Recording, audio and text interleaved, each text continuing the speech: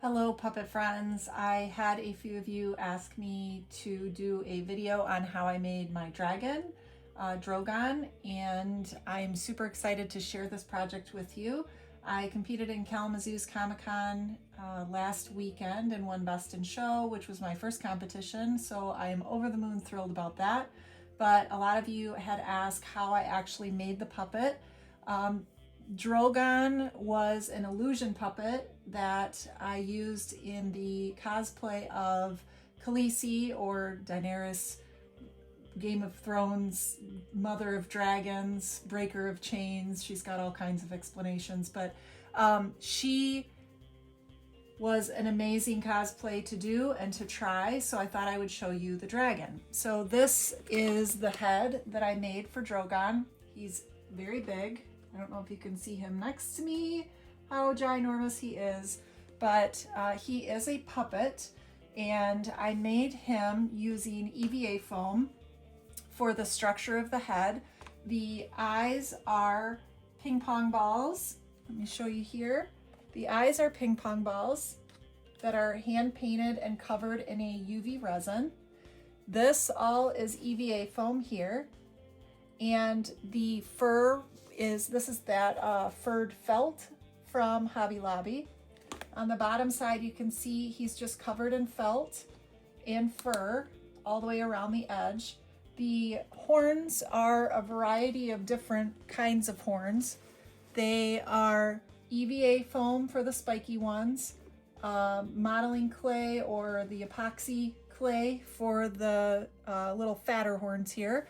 These I stole off of a devil horn Halloween thing that I got at Spirit Halloween. Painted those black as well as these. The fur is then added around. I used little squares of EVA foam around the horns to kind of build them up a little bit. And this green fabric right here is just sprayed with like the high strength spray glue.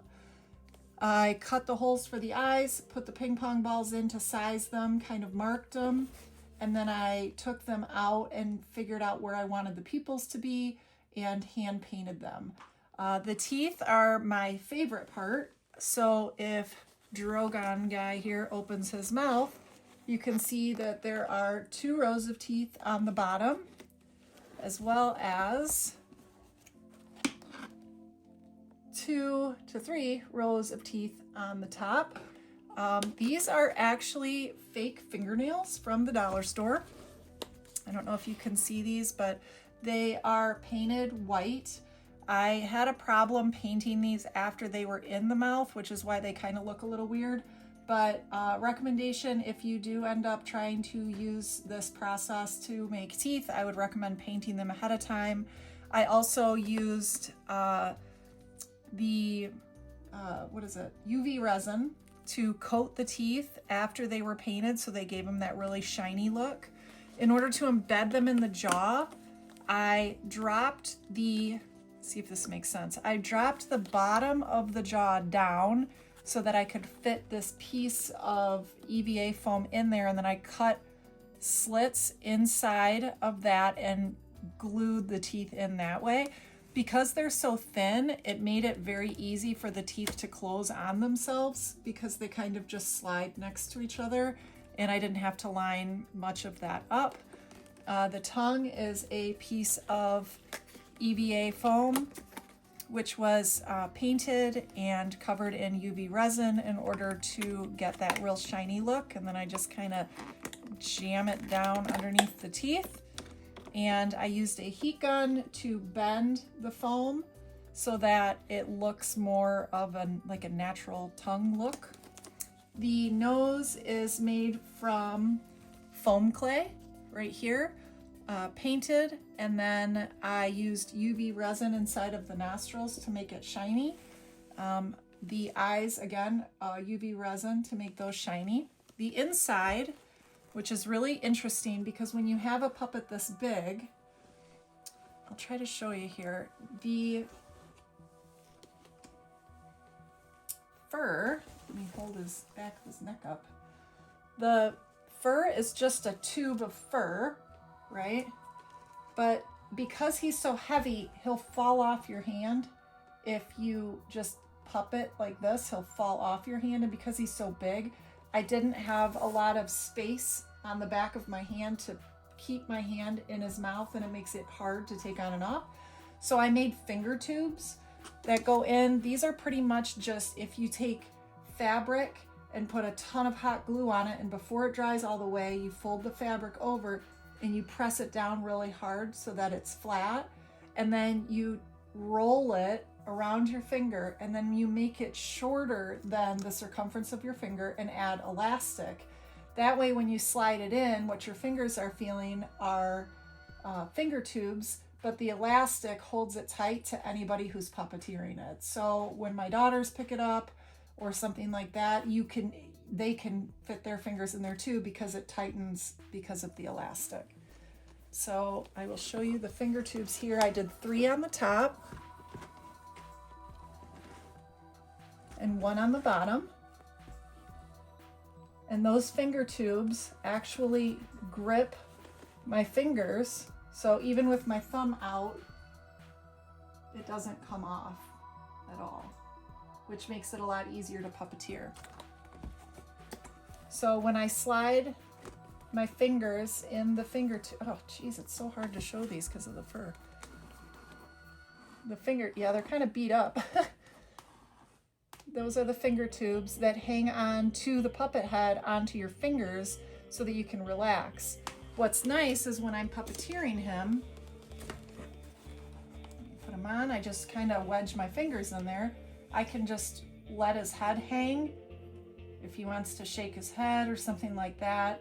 And in order to move him up and down, obviously just like a puppet, but what I did have to add were these side elastic pieces. This is, I think I've got them off some stretch pants that I have. Cut some pieces, and I just cut a triangle and put that in there, and that allowed his head to not open all the way. I mean, it would open all the way like this, and dragons don't do that last time I checked. Last dragon I saw didn't have that. Most reptiles have that little piece of skin right there, so those are just glued in, and then I painted over the hot glue so you can't see it. That way, when he opens his mouth, he gets that little bit of a bounce to it. If you do that, you want to make sure that the stretch goes up and down and not this way, because a lot of two-way stretches, if you put it sideways, like from front to back of the head, it'll just open hard and stay, and it doesn't give you that bounce. So this is the head. The fur piece, I gathered up here at the bottom with a couple pieces of thread, and I would tuck this into the wrist of my neck piece so that it gave him that kind of jowly neck look, and then the rest just hangs down so you can move him around. And now let me show you the body. Before I show you Big Boy's body, let me explain his front legs. I had a real hard time with his front legs trying to get them to attach correctly where it looks like he was holding onto my shoulder. So I actually created a way to make the legs separate, the front legs separate, so that when I put on my Khaleesi cosplay, I would put the dress on, I would put the fake arm through the dress, connect it underneath my armpit over my shoulder, so it's like a dress that is like this with a fake arm. And then my real arm would go through the neck of the dragon. But before I did that, I would take these, it's just some foam to make it thicker, and 2 pieces of foam covered in that same green fabric, and epoxy clay claws painted black, and then I dug a hole in it with a screwdriver, jammed it in there, and hot glued it. So then I would just put this on like a sleeve, and then I would put it up, and then that way I could move his hands however I needed them to move, and then the weight of the neck would hold it in place. These are just sewn together, sewn together at the top, and then I zip tied through the wire because these are posable, so he can they have wire embedded in the foam so that the 2 wires sticking out, see if you can see this. The two wires sticking out of either side are held on with a zip tie, and that kind of keeps it separate. Because it's against the black fur, you don't see the black zip tie, and the paws being posable like this, where I can bend it down or I could bend it up or whatever, makes it easy to form around my shoulder to make it look like he's sitting the right way. So these are his arms, totally separate piece from the body. Let me show you the body. This is Drogon's body. Let me move my chair so I can get him in here. This ginormous thing, oh my gosh, I can't even get him in the camera. This ginormous thing is his body. He's rather heavy, so the next one I make will not be made this way. But I would have used, if I had to do it again, I would use EVA foam to form the body, add the tail, add some structure inside, because this is actually 2 couch cushions hot glued together, and he has underneath, oh my goodness, this is another piece of foam cut in the shape of a leg with fabric over it, again the claws, and then underneath that, through his body, is a rope. Well, it's actually my robe belt, which I stole off of my robe, and I just tie it around my waist, which holds up the weight of his back. And his tail is just a big, oh my goodness, big stuffed tail with black fur all over it, and it is all one piece. So I made the cushions and I made the tail in a muslin, like a cotton, stuffed it, and then I patterned the fur over the top of it and then just sewed on the fur. And then the legs are zip tied for strength and then hand stitched around the fur and the edge, which was very hard to do with fur. Trying to hand stitch through fur was pretty hard. But his wings are fairy wings that I got at Spirit Halloween.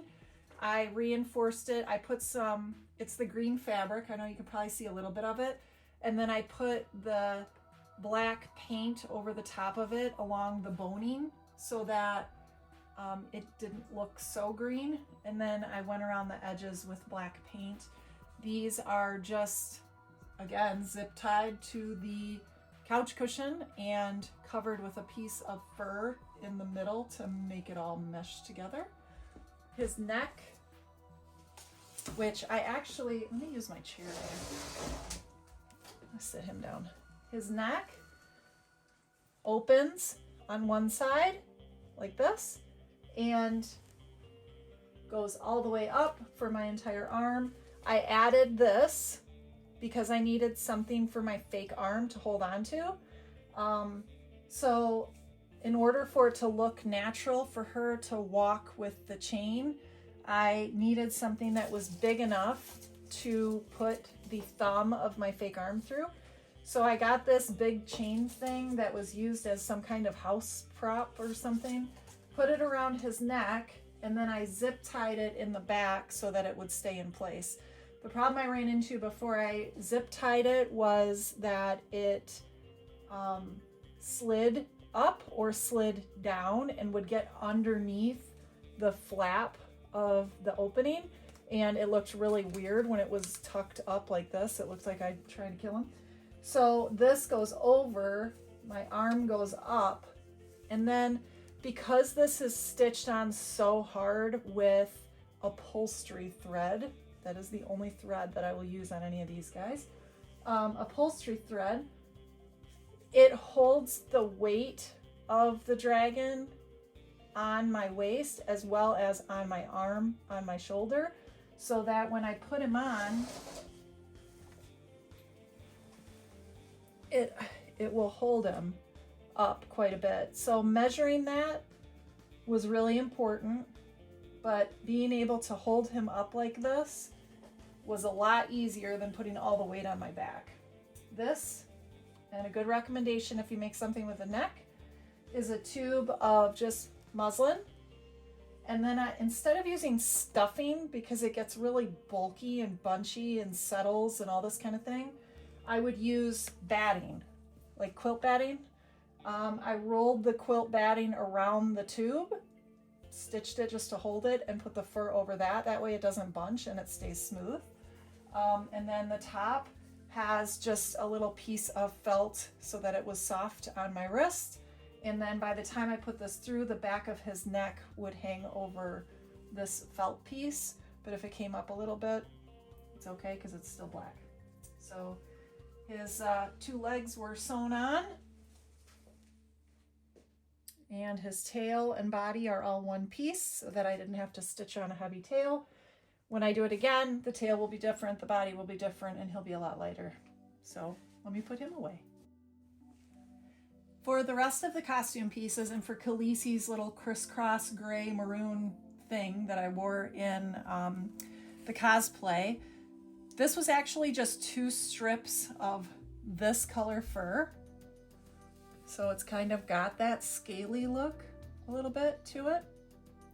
But what I did is I took an old sweater that I got from Goodwill and a maroon scarf that I got from Goodwill, and I laid the scarf down across the gray, and I just stitched a bunch of stripes over the scarf because it's a knit.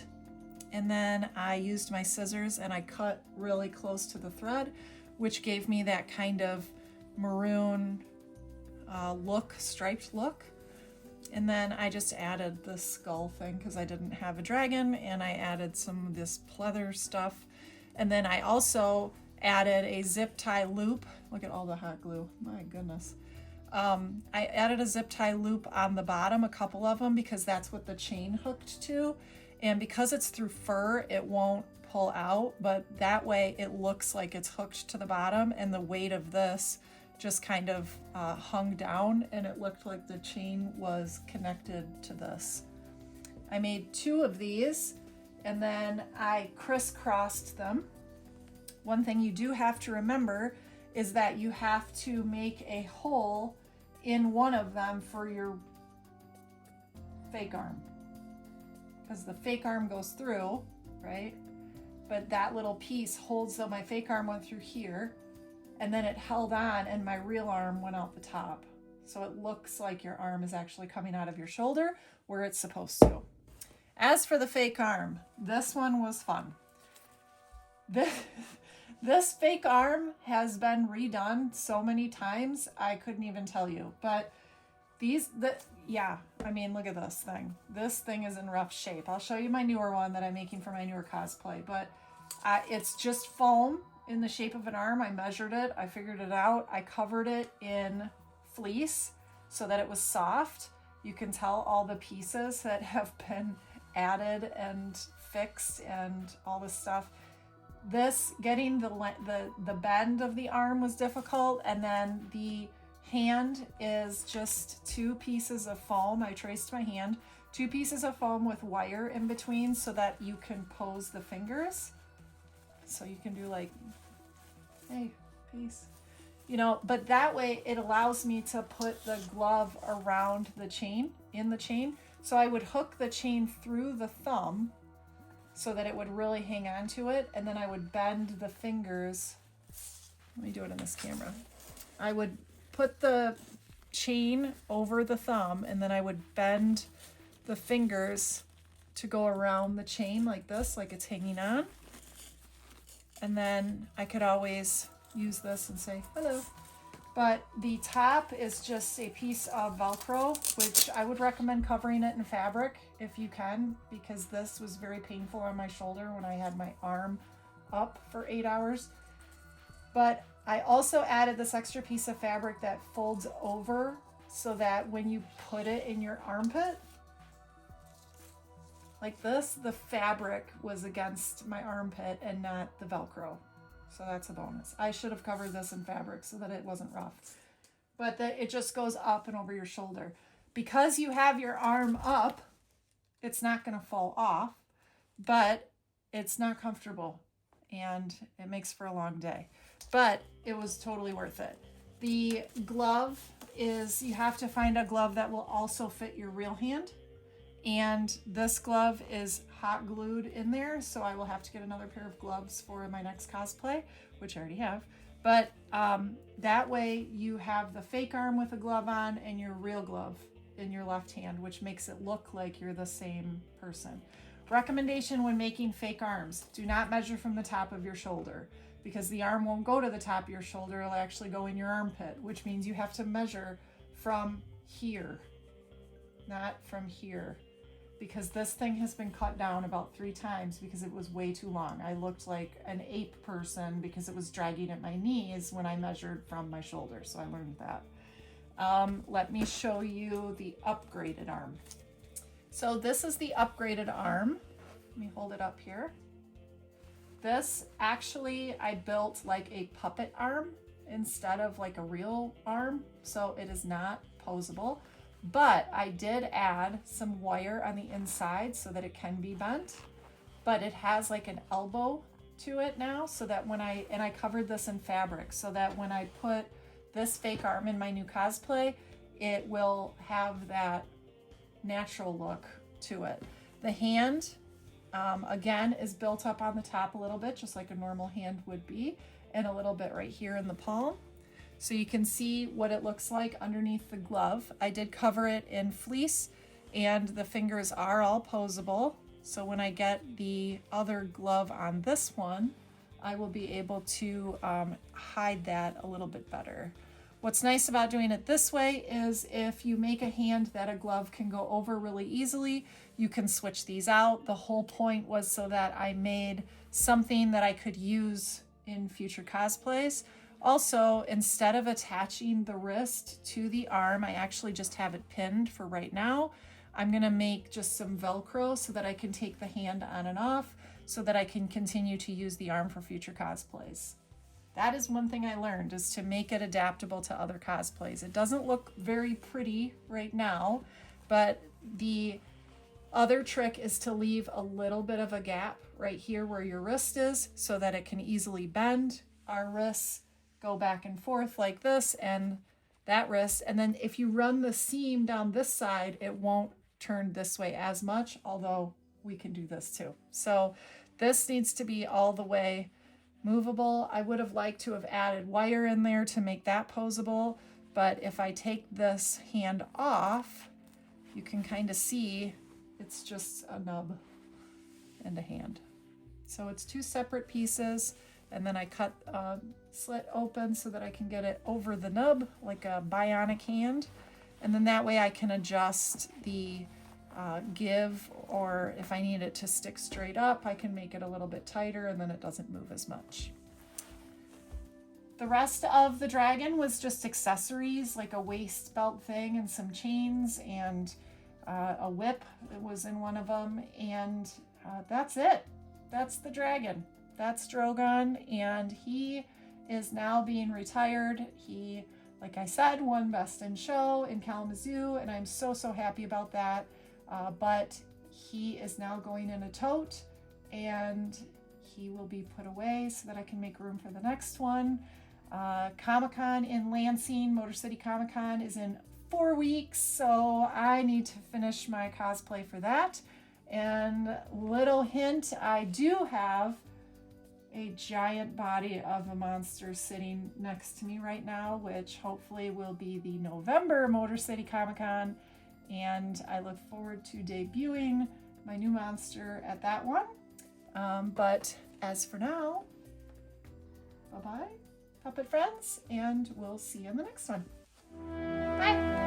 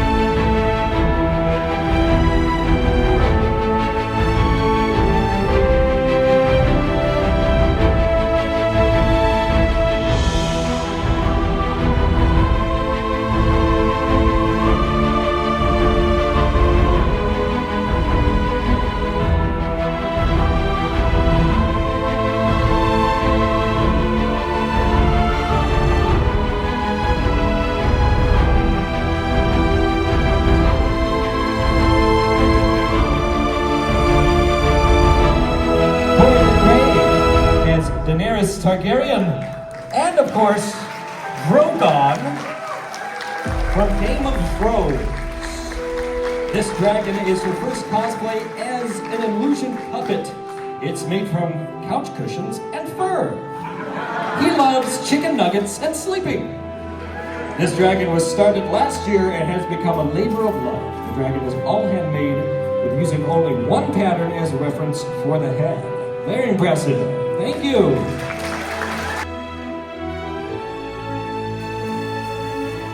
All right, it's that time. We're gonna do our best in show. And you know what I'm gonna ask you for?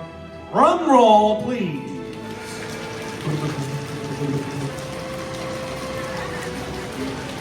Best in show is gonna go to Corridon as Daenerys Targaryen. Mother of the Dragon, Drogon.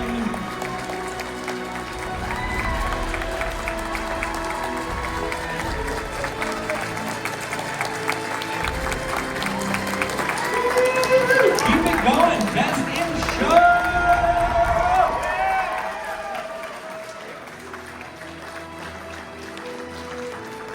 Is Drogon gonna take it? Oh no.